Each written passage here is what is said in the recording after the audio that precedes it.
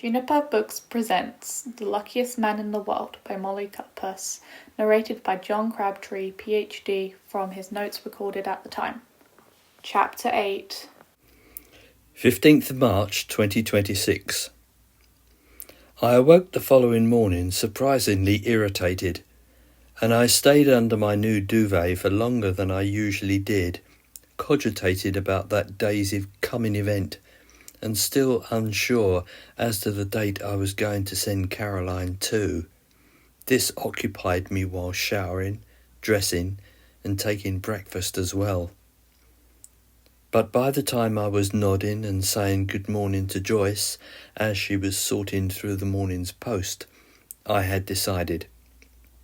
And given the date, I had already thought that 15 minutes there ought to be enough.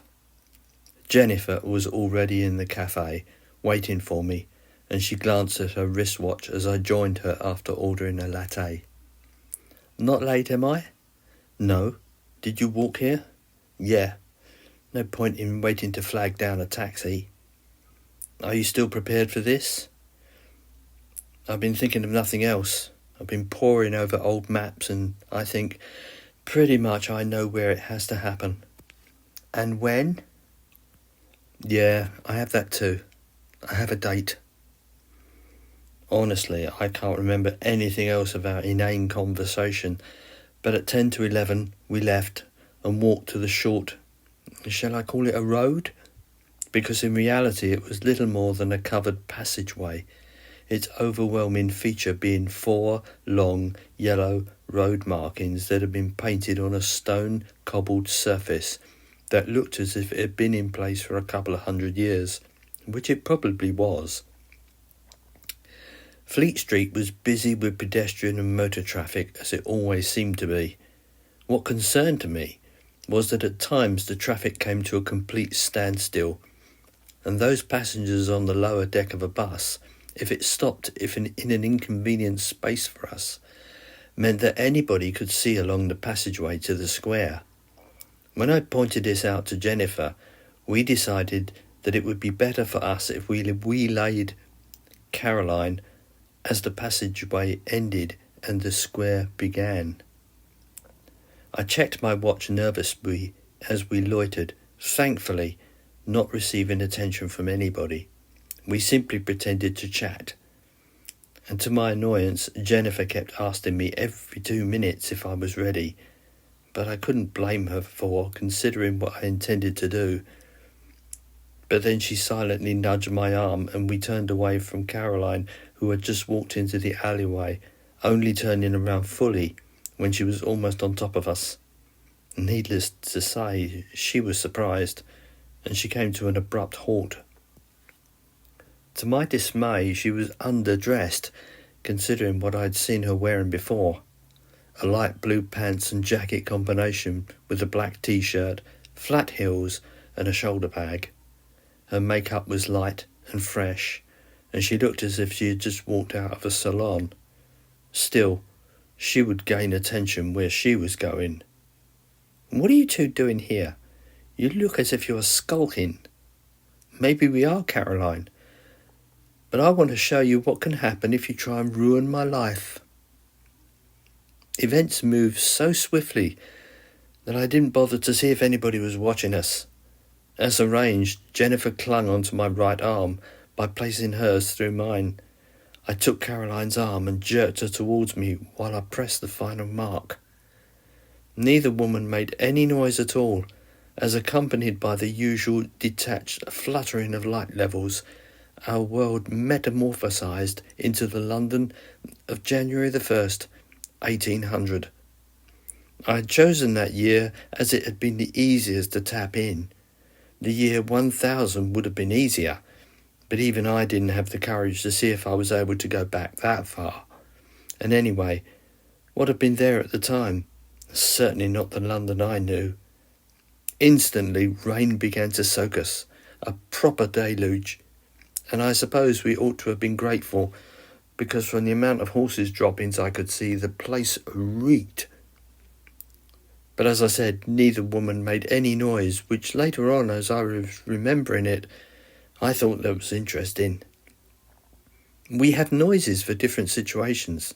Women scream, men grunt or yell, perhaps when we accidentally step off a pavement or step into an oncoming car, or even if we get attacked by a lunatic brandishing a knife. All quite normal reactions. But our brains don't have a routine for when a person's entire world vanishes and is replaced by another. After about 2 seconds, I heard Jennifer swear, cursing God.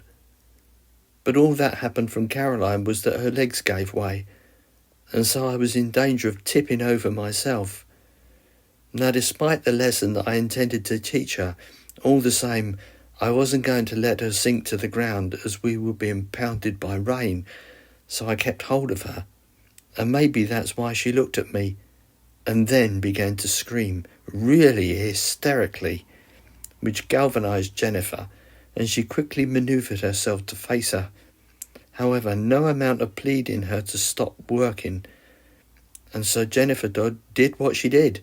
A hard smack around her face brought instant quietness.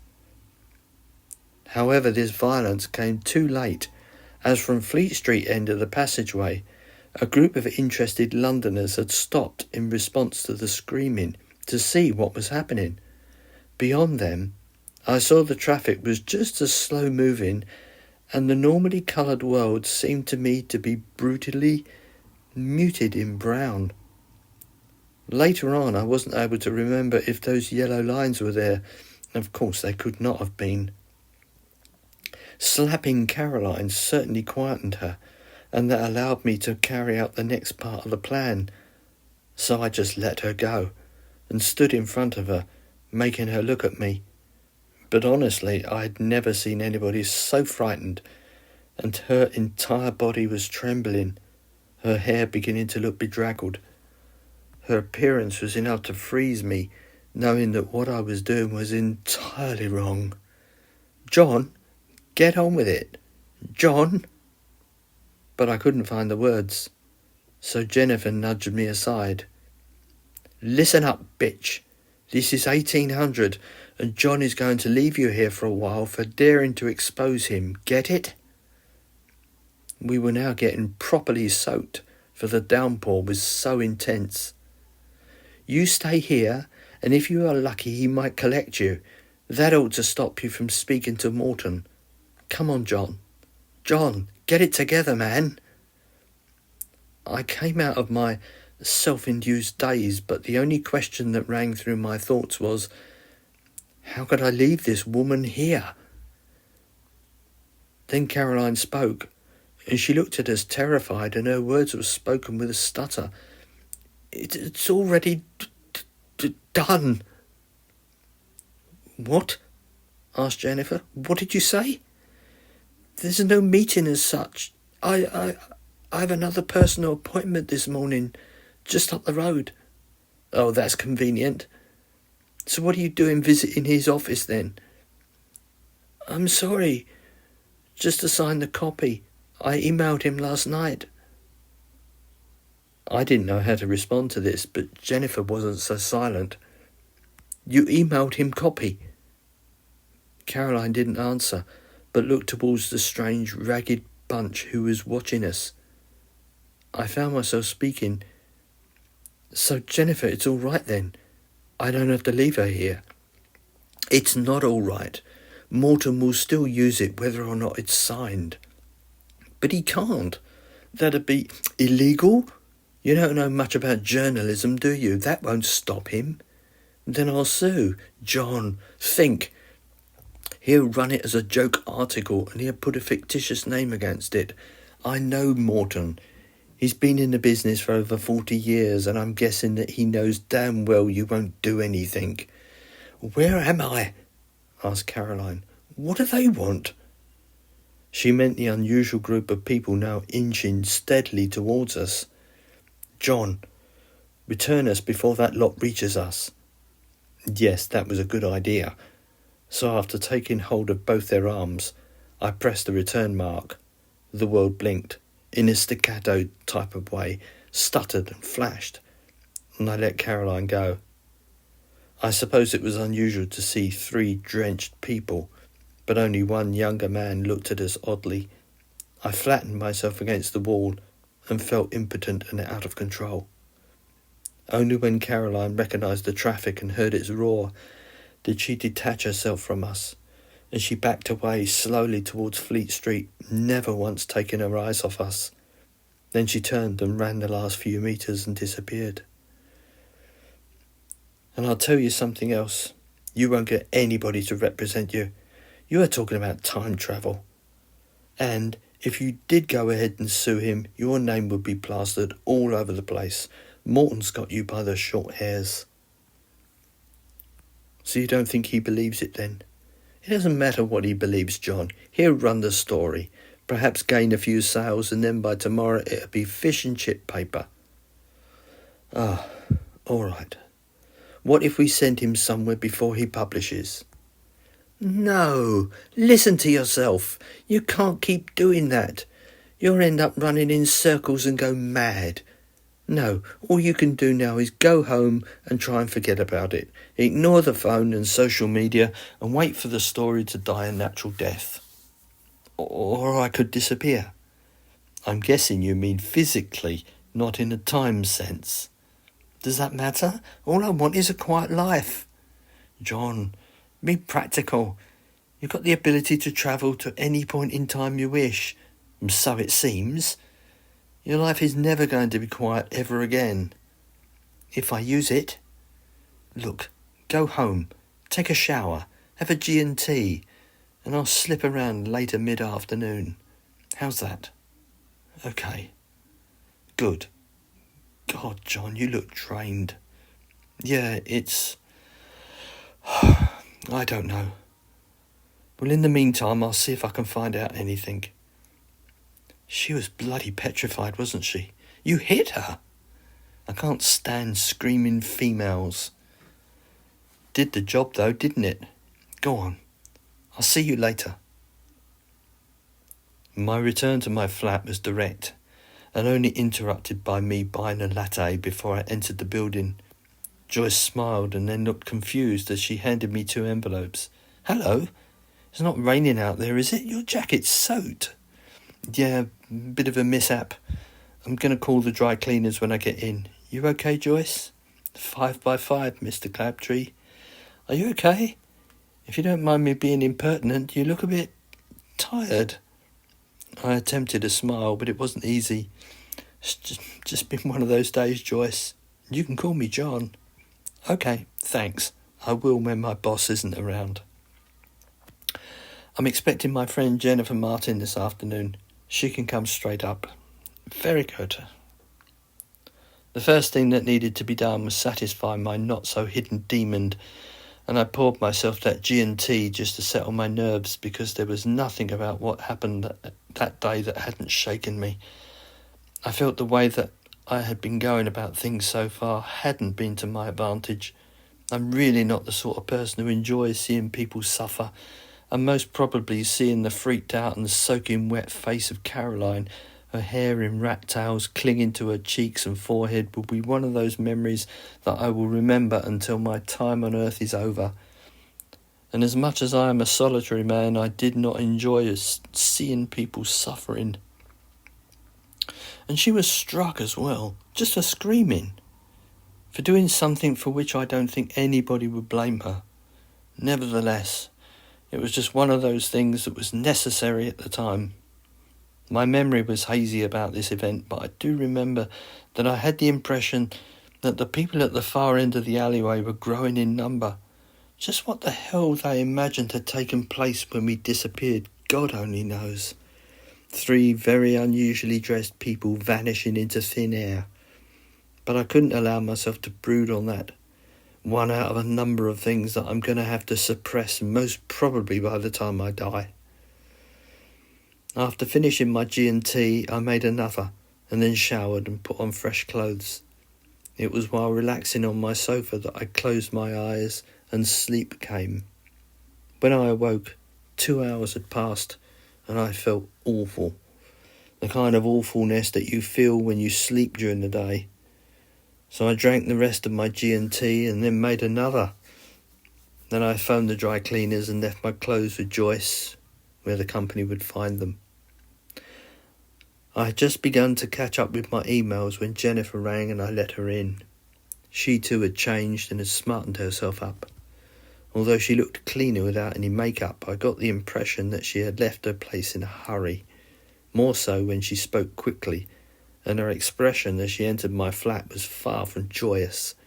She sat silently while her maid made her an instant coffee and then placed it before her.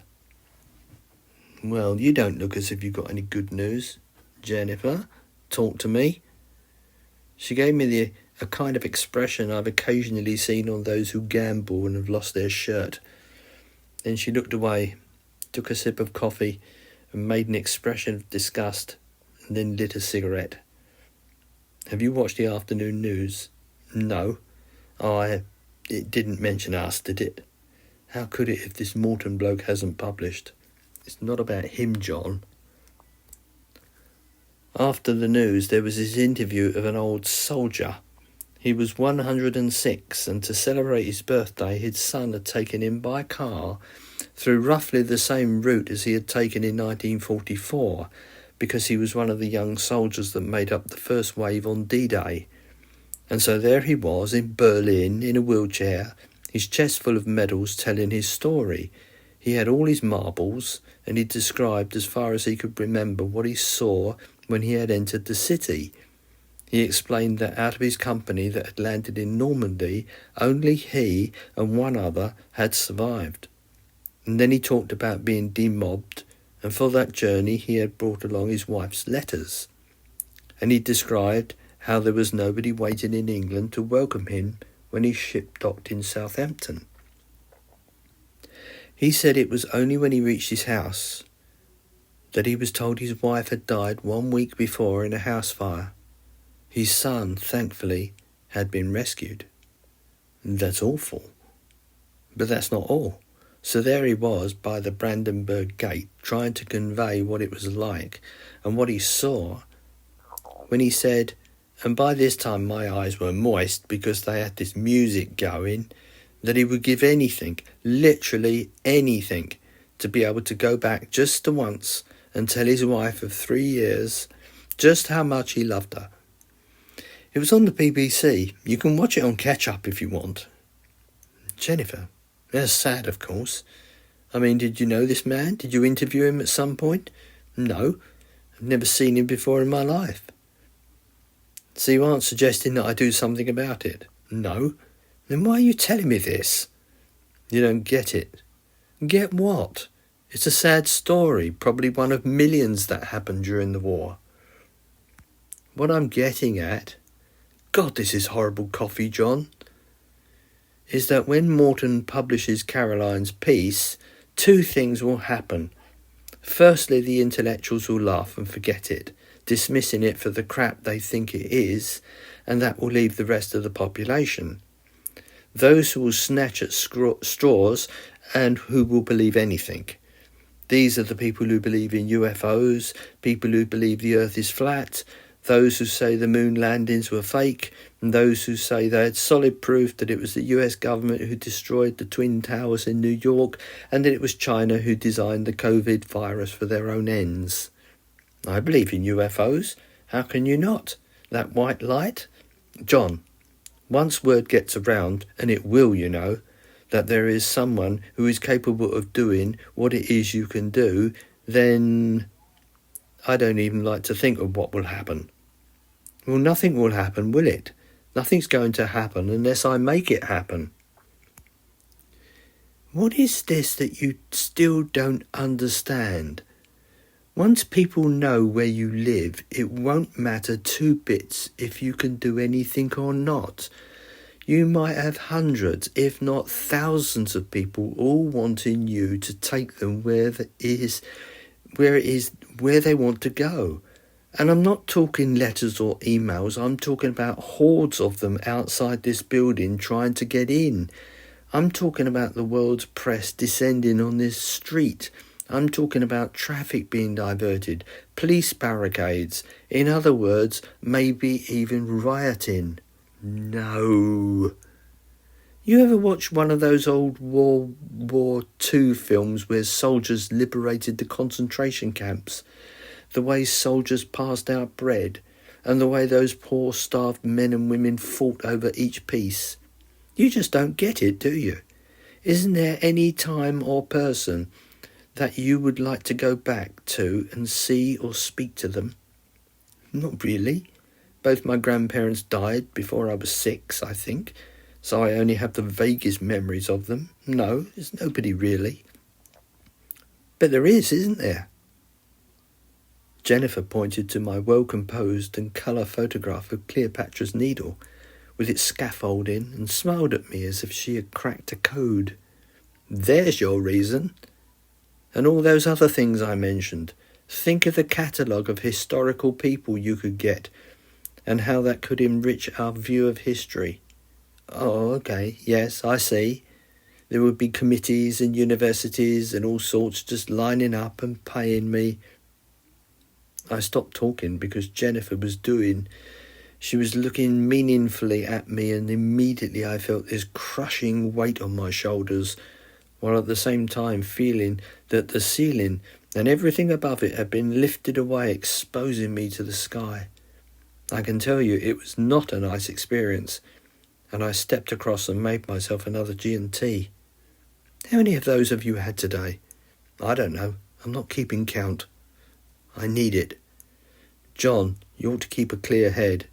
Christ, Jennifer, you have to fix this. What can I do? We'll speak to him, this Morton, and ask him what? Not to publish because it might ruin your life?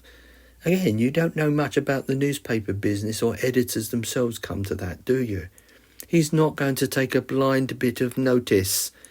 I already know that there's no point in even approaching him. God, the more I think about it, there must be thousands of professional historians willing to pay the earth for the places you could take them. Jennifer took up her mobile and tapped it a few times before sweeping across its face with her finger. What are you doing? Hold on. 1, 2, 3.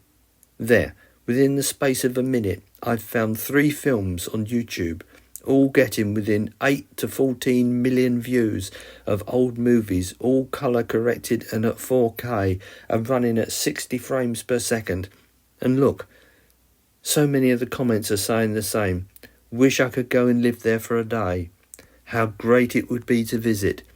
Love to go back and speak to my grandmother again. Don't you see, John? The world is full of people either dissatisfied or overly nostalgic, or both, and they would give their right hand to experience what you can do. Well now, let me do a calculation. Allowing one person, say, 1 day of my time. I closed my eyes and began to tap my knee with my fingers, stopping only after a few seconds. OK, allowing for a population of 8 billion and allowing one person a day to occupy my time, I'd have to live nearly 22 billion years to satisfy everybody's needs. Funny. Well, how do you expect me to react? I expect you to react with responsibility and mindful of a certain amount of danger. What danger? OK, I'm admitting that the prospect of too many people might upset the status quo, but it'd be my decision to say no. And is that what you're going to say when they are baying like wolves as they are attempted to gain entrance to your lovely but very bare apartment? I don't think it's bare. I think Allura did a bang-up job. Oh, please. 2 pieces of furniture, a piano and a telly in a place this size says a lot about you. Look, don't change the subject. As we speak, Morton is putting an article to bed, and by this time tomorrow, several 100,000 people will read that a man in London has the capacity of venturing into the past, which, excuse me for changing the subject for a moment, this travelling thing, obviously we don't know how it works, just that you understand what to do using those marks. OK, your point being? Haven't you thought about things and people already occupying the same space where you get to whenever you are going? I've thought about it, sure. But what if that happens? How can I know? I I can only assume that some nonsense occurs that prevents that from happening. I don't know. Trust the process. In the few times I've used it, it hasn't happened. It's a good point, though. Not good to arrive in Victorian England and find that I've become part of a wall.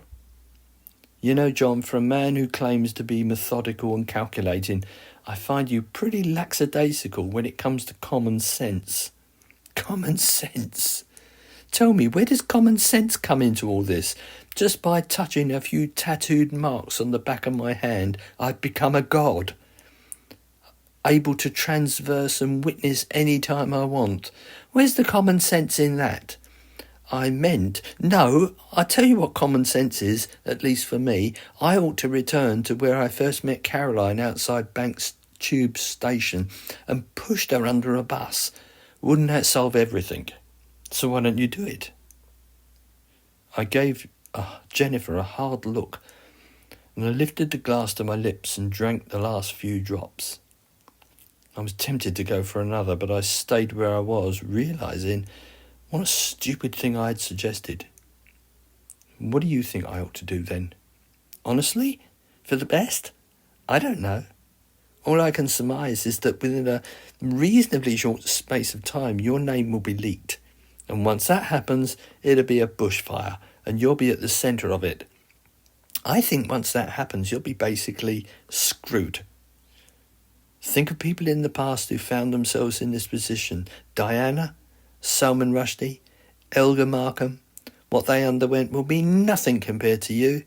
Because don't you realise how big this is and how enormous it's going to become?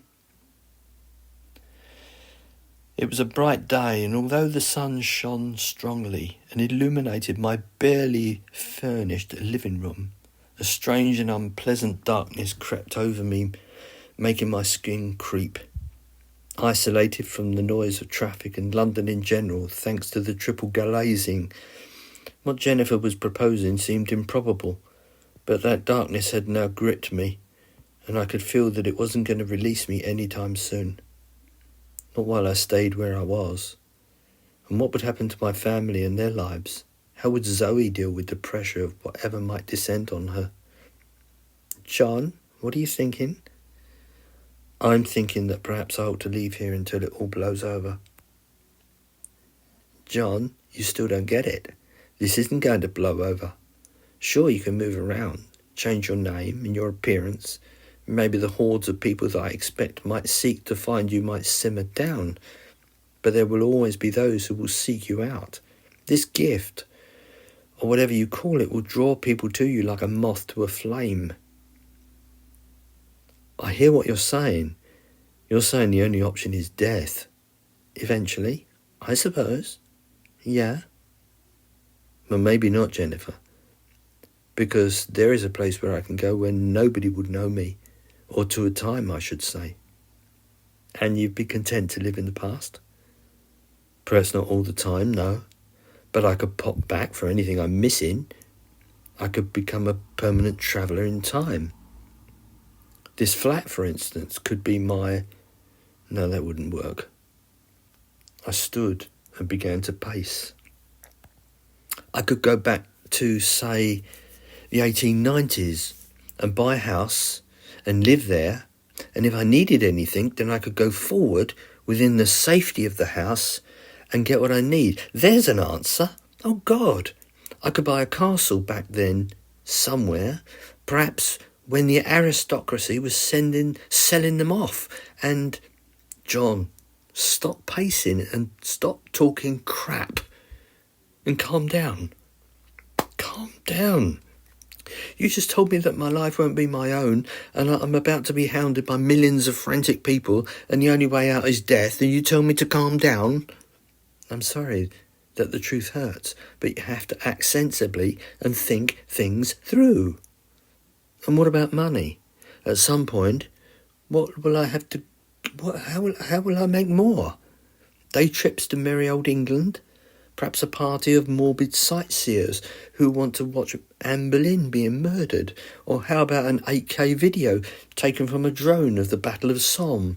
Or perhaps I can persuade Hitler to wear a GoPro in his inaugural speech at the Chancellery in 1933 in Berlin, so we can all see those smiling faces in 4K in colour. John, stop walking and stop waffling. You're losing it. I stopped near my drinks cabinet and without thinking poured myself another G&T and puffed on my e-cigarette. Jennifer walked over and pulled me by my arm and pushed me onto my sofa. Can I suggest one thing at last? That you pack an overnight bag, perhaps for 2 or 3 nights, and be ready to leave. I can't see anything happening. If it does, for perhaps a day and a night after tomorrow, you'll know because almost certainly you'll be getting an increase in emails and calls on your mobile. My advice is not to reply or pick up if you don't recognise the number. Is that clear? Okay. What are you going to be doing? I have a daughter to take care of, John. But if and when it kicks off, let me know immediately and I'll come and collect you. And you can live in a hotel until we know a bit more. You have a daughter? How old is she? Just 3, and I want to do my best to protect her. I nodded. That's understandable. Look, Jennifer, I realise that I'm taking up a bit of your time that you would normally spend on proper projects, so would you be offended if I offered you money? John, I'm married, and my husband earns a decent wage. We didn't have to borrow money when I was pregnant with Amy, so it's all right, but thanks for asking. So you are here helping me out of the goodness of your heart? Originally, no, of course not. But I think what's happening is bigger than any story. Your little piece of vengeance changed that. Yeah, I'm sorry about that. I really am sorry. No, that was the best lesson anybody could have given me. A real practical example. Parts of my face still feel bruised. They were some hard London women. I would definitely not like to get on the wrong side of them. It's funny though, because I've been thinking of them ever since. And it occurred to me, I wonder what their life was like before the war. Were they regular women with regular jobs? Did the war force them into prostitution? Because perhaps they lost their husbands? Or worse, did they lose their kids and housing due to bombing? Yeah, I've thought a lot about them since. Sadly, because my current preoccupation with what I was going to do, her compassion didn't reach me. After all, what happened to those women happened a long, long time before I was even thought about. So that's as far as we've got then. Duck and cover. Wait and see. I honestly think that's the way to go, John. Just sit tight and see if things become any different. Keep the news on 24/7 and I'll either phone you or you me. And get that bag together. And don't answer the phone if you don't recognise who it is. Same goes for emails. What about that guard on the main door? Joyce, she's very good. Although I don't know if she can be trusted with the sort of thing we're talking about. Then don't tell her anything. Need to know basis, okay? Now what's that face for? I'm just thinking about my family. I'm wondering if the media can't get to me. I suppose there's a chance they could go for them. John, there's not a chance. It'll be a bloody certainty.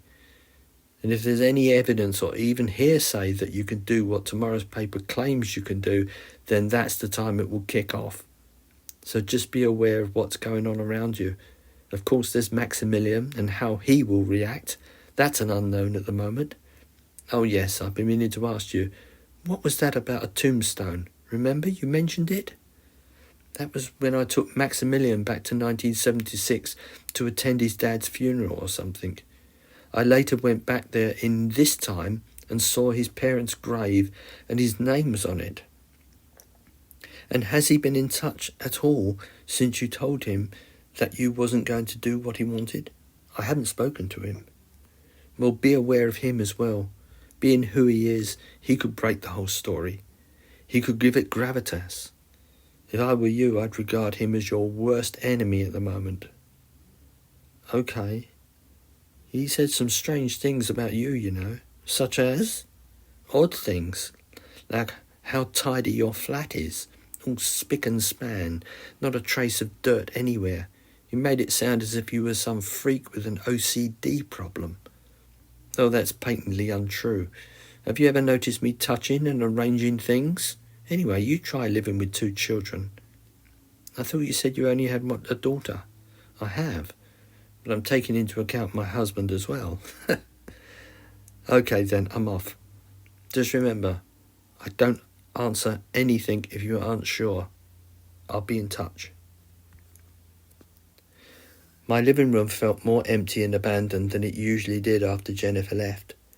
And when I realised that I had made and drunk another G&T, I felt that I had had too many, which is where my life took a turn for the worst. I realise I'm not all that old, but seriously, when I was at uni, it was not unusual for me to drink 7 or 8 G&Ts, and after a decent night's sleep, I was always ready for a day of mental computing. Therefore, I was particularly surprised that after just how many of them I had had, the world began to spin uncomfortably. Uncomfortable enough for me to become discombobulated as I stumbled towards my bathroom. I do remember thinking that stress and alcohol probably wasn't the best combination. My shower room was large and was of the walk-in type, and as I stood under the hot water again, enjoying the sensation of it running over my face, I closed my eyes and wished the bathroom would stop spinning, until I found the patterned tiles beginning to turn and the wet white floor rose up to meet me. After a thickeningly loud thud, and as I struggled to maintain consciousness, I saw my own blood being washed away by the stream of water. After I don't know how long, I came around, and still naked, I crawled on my hands and knees and dragged myself to my mobile, where I called reception, and Joyce thankfully answered. She told me later that all I said was, "Help," before I lost consciousness again. I came around in an ambulance with a transparent oxygen mask over my nose and mouth and a drip attached to my arm. An attractive paramedic watched me curiously and attentively as the ambulance gently pitched and rolled. I could see that she realised I was awake, yet she didn't say anything. Her eyes just constantly flicked between me and a row of machines that were to one side. I could hear the wailing siren. I was in the ambulance probably no longer than maybe 10 minutes before my eyes closed, and that was that. You have been listening to an audio production of The Luckiest Man in the World by Molly Cutpurse, narrated by John Crabtree PhD.